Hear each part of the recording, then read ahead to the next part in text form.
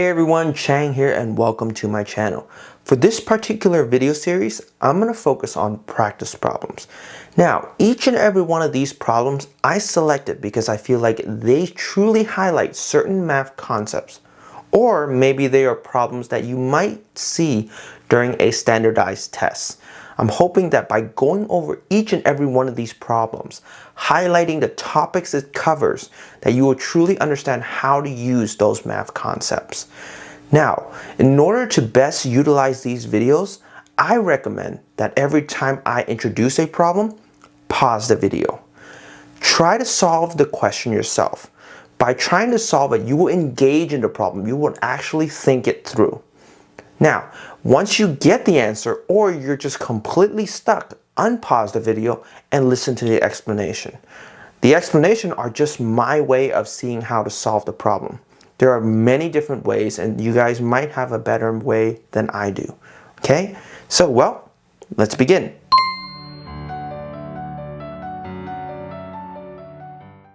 So, the problem we have here is if 18 to the power of a times 18 to the power of b equals 18 to the power of c divided by 18 to the power of d, what is d in terms of a, b, and c? Well, in this case, first we need to understand what the question's asking. Well, what is d in terms of a, b, and c is basically saying, well, we want d on one side and everything else on the other. That is our goal. So in the end, this is what our final answer should look like.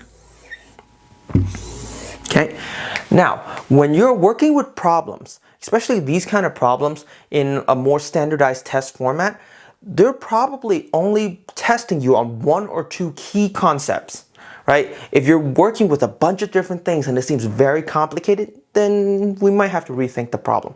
So here's the thing. Clearly we're working with something in regards to exponents. Now here's the key. Here's the structure of this problem. Notice that all the base are the same. Well, if all the base are the same, it's sort of there to just throw you off. You could have easily substituted with a different number. 9, 81, 72, whatever you want, right? Because that's not our focus. Clearly, we want to work with d. We're working with the actual exponents. Well, this is testing to see if you guys can remember the properties of exponents. Since the base are the same, when you multiply them, for example, you just add the exponents. So 18 to the power of a times 18 to the power of b, we're just going to rewrite that. Let's do it right here. 18 to the power of a plus b. Okay? The other side, we have 18 to the power of c divided by 18 to the power of d. Well, from the properties of exponents, we're going to remember that it's actually 18 to the power of c minus d. Now here's the amazing part, right? We know that these two are equal. We now know that their base are still equal. So if we want the whole thing to be equal, that means this right here, the a plus b exponents on this side, and the c minus d exponent must be the same. So this complicated problem with the 18 and all that stuff actually ends up being just basically a plus b equals c minus d. That's pretty cool, right? Now it's a lot more simple. We're just working with variable manipulation. Remember, we just want d on one side and everything else on the other.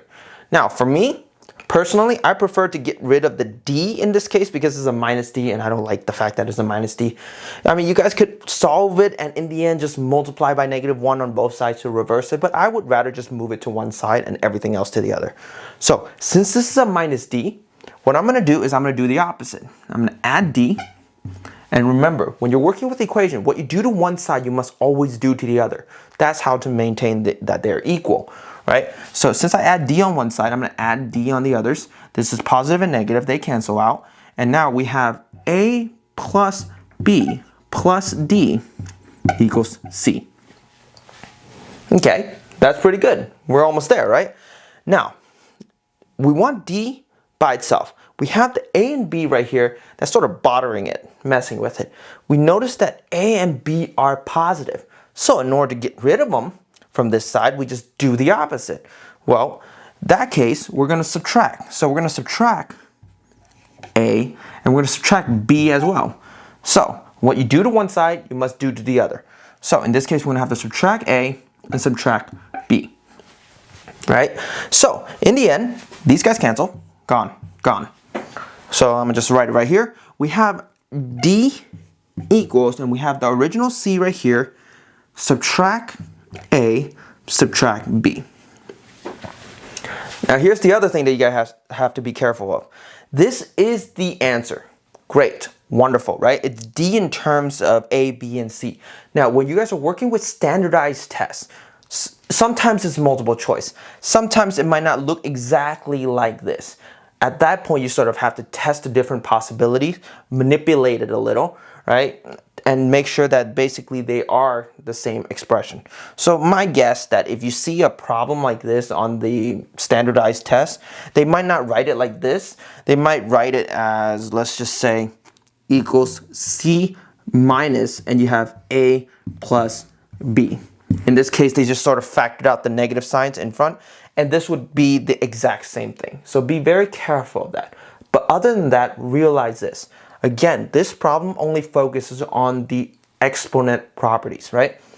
Forget the base is there to confuse you, right? You notice that they're the same, so that's it. It ends up being just the actual exponents working together, and from there, it's just a simple matter of manipulating variables and trying to get D on one side and everything else on the others. Hopefully this helps. I will see you in the next video.